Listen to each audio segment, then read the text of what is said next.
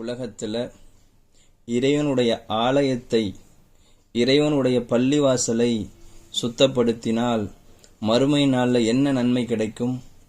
பெருமானார் ஸல்லல்லாஹு அலைஹி வஸல்லம் அவர்கள் கூறினார்கள், எவர் பள்ளிவாசலில் இருக்கக்கூடிய துரும்புகளை அகற்றி சுத்தம் செய்கிறாரோ அவருக்குண்டான சுவனத்தில் ஒரு இல்லத்தை ஏற்படுத்துவான் இறைவன் என்பதாக ஹதீஸிலே வந்திருக்கிறது.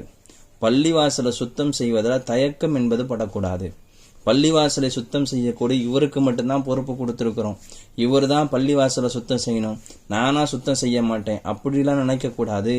இறைவனுடைய ஆலயத்தை சுத்தப்படுத்தினால் நாளை மறுமையில் நமக்கு சுவனத்தில் ஒரு இல்லத்தை ஏற்படுத்துவான் என்பதாக ஹதீஸிலே வருகிறது. இப்படிப்பட்ட பாக்கியத்தை, இறைவனுடைய ஆலயத்தை, பள்ளிவாசலை சுத்தப்படுத்த